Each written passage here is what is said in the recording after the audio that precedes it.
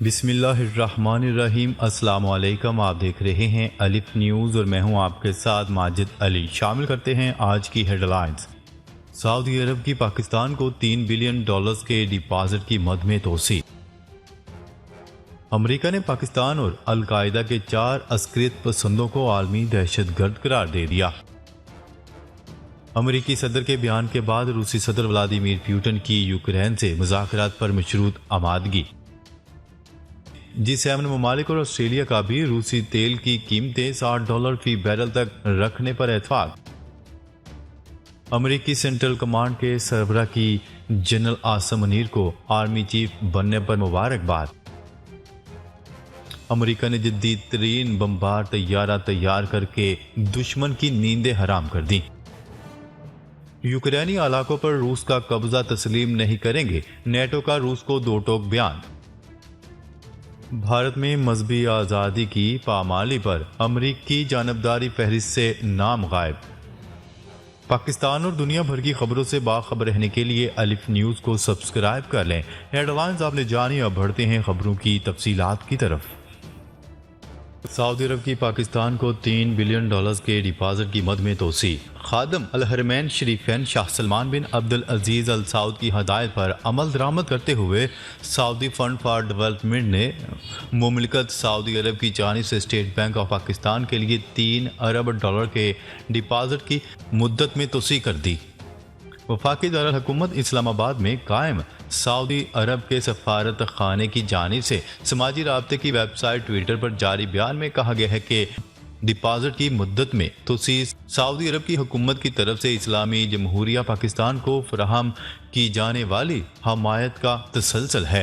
جاری کردہ بیان کے مطابق ڈپازٹ کا مقصد پاکستانی بینک میں غیر ملکی کرنسی کے ذخائر کو بڑھانا اور کووڈ-19 جیسی وبائی امراض کی وجہ سے پیدا ہونے والے معاشی اثرات کا سامنا کرنے میں پاکستان کی مدد کرنا ہے۔ بیرونی شعبوں کے چیلنجوں کا مقابلہ کرنے اور ملک کے لیے پائیدار اقتصادی ترقی حاصل کرنے میں اپنا کردار ادا کرنا بھی شامل ہے۔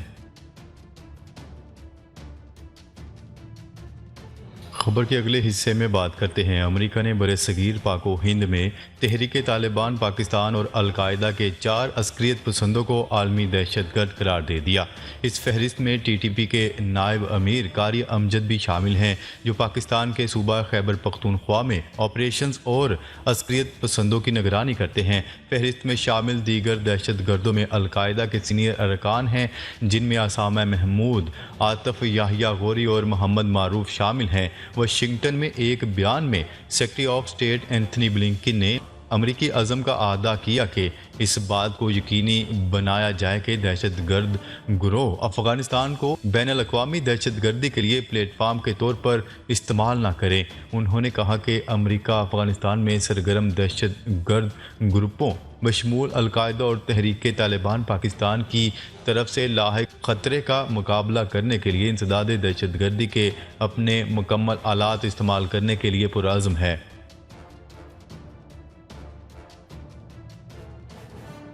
خبر کے اگلے حصے میں بات کرتے ہیں۔ روسی صدر ولادیمیر پوٹن کا کہنا ہے کہ یوکرین کے ساتھ مذاکرات کے لیے تیار ہیں، لیکن اس سے قبل مغرب کو ہمارے مطالبات تسلیم کرنا ہوں گے۔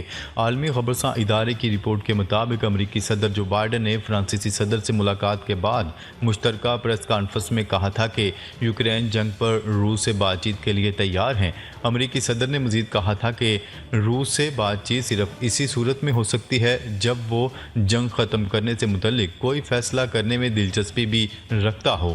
امریکی صدر کی اس پیشکش پر روسی ہم منصب کا کہنا تھا کہ یوکرین جنگ پر بات چیت کے لیے تیار ہیں، تاہم اس کے لیے مغربی ممالک کو پہلے ہمارے مطالبات تسلیم کرنا ہوں گے۔ خیال رہے کہ 24 فروری کو یوکرین پر حملے کے بعد سے امریکی صدر جو بائیڈن کی روسی ہم منصب سے براہ راست بات نہیں ہو سکی، بلکہ مارچ میں جو بائیڈن نے صدر پوٹن کو کسائی قرار دیتے ہوئے کہا تھا کہ وہ زیادہ دیر اقتدار میں نہیں رہ سکتے۔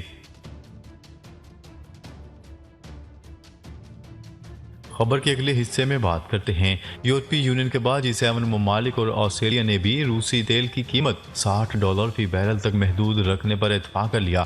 G7 اعلامیے میں کہا گیا ہے کہ اس اقدام سے یوکرین پر روسی جارحیت کم کرنے میں مدد ملے گی۔ غیر ملکی میڈیا کی رپورٹ کے مطابق روس اپنی تیل آمدن کا زیادہ حصہ یوکرین جنگ میں استعمال کر رہا ہے۔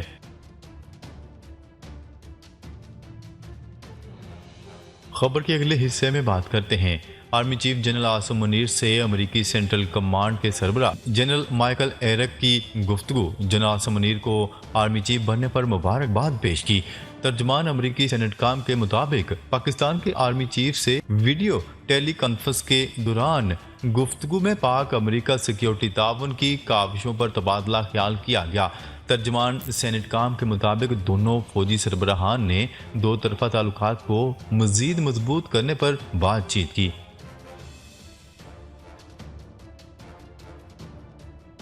خبر کے اگلے حصے میں بات کرتے ہیں امریکہ جلد ہی نئے بمبار طیارے کی رونمائی کرنے والا ہے جو جوہری اور روایتی ہتھیار لے جانے کی صلاحیت رکھتا ہے۔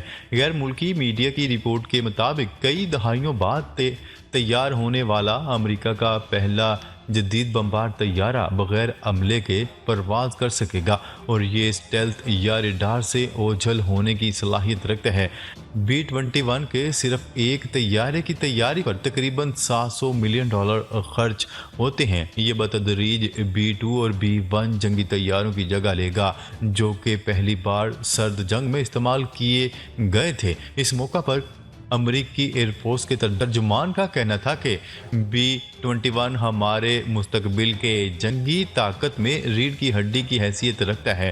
یہ دنیا بھر میں مہارت سے کسی بھی ہدف کو خطرے میں ڈال سکتا ہے۔ امریکی ایئر فورس کی ترجمان نے بتایا کہ ایئر فورس کم از کم 100 طیارے خریدے گا۔ بروکنگ انسٹی ٹیوٹ کے فیلو ایمی نیلسن نے کہا ہے کہ B-21 B-2 اور B-1 کے مقابلے میں بہت جدید طیارہ ہے۔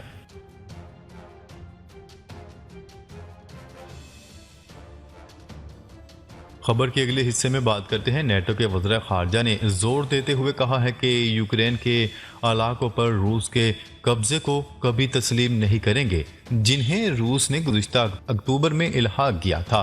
ان میں لوہانسک اور ڈونسٹیک کے علاوہ زیپوریزیا اور خیرسون شامل ہیں۔ انہوں نے کیف کے ساتھ شراکت داری کو مضبوط بنانے اور اس کے بنیادی ڈھانچے کی اصلاح میں مدد کرنے کے لیے کام جاری رکھنے پر زور دیتے ہوئے یوکرین کی آزادی کے لیے اپنے عزم کی تجدید بھی کی۔ نیٹو کے وزیر خارجہ نے مزید کہا کہ وہ اور ان کے اتحادی یوکرین کے شہریوں کو میزائل حملوں سے بچانے کے لیے کام کریں گے۔ قبل ازیں نیٹو کے سیکرٹری جنرل جینس اسٹولٹن برگ نے اعلان کیا تھا کہ نیٹو ممالک مزید فضائی دفاعی نظام کے ساتھ کیف کی حمایت کریں گے اور یوکرینی فوج کو جدید ترین ہتھیاروں کے استعمال کی تربیت دیں گے۔ امریکی محکمہ دفاع نے مزید کہا کہ یوکرین کو پیٹریاٹ میزائل دفاعی نظام فراہم کرنے کا فی الحال کوئی ارادہ نہیں۔ خبر کے اگلے اور آخری حصے میں بات کرتے ہیں امریکہ نے کھلی جانبداری کا مظاہرہ کرتے ہوئے مذہبی آزادی کی سنگین خلاف ورزی کرنے والے ملک کی فہرست سے بھارت کا نام غائب کر دیا۔ امریکی محکمہ خارجہ کی جانب سے مذہبی آزادی کی سنگین خلاف ورزیاں کرنے والے 10 ممالک کی فہرست جاری کر دی گئی، تاہم حیرت انگیز طور پر اس میں اپنے مسلمان شہریوں اور کشمیریوں اور مذہب کی بنیاد پر بدترین ظلم کرنے والے بھارت کا نام شامل نہیں ہے۔ اس کے برعکس امریکہ نے امتیازی سلوک کی انتہا کرتے ہوئے پاکستان کا نام فہرست میں شامل کر دیا۔ ایران، شمالی کوریا، سعودی عرب اور دیگر ممالک بھی فہرست کا حصہ ہیں۔ امریکی کمیشن برائے بین الاقوامی مذہبی آزادی نے بھارت کو لسٹ میں شامل نہ کرنے پر محکمہ خارجہ کو شدید تنقید کا نشانہ بنایا۔ کمیشن کا کہنا تھا کہ سنگین ترین مذہبی خلاف ورزیاں کرنے والے بھارت کا نام فہرست سے نکالنا سمجھ سے باہر ہے۔ کمیشن نے محکمہ خارجہ کی جانب سے ان کی دی گئی سفارشات پر عمل نہ کرنے پر بھی مایوسی کا اظہار کیا۔ ناظرین، اب تک کے لیے اتنا ہی۔ مزید خبریں لے کر بہت جلد آپ کی خدمت میں حاضر ہوں گے۔ تب تک کے لیے اپنا خیال رکھیے گا۔ اللہ نگہبان۔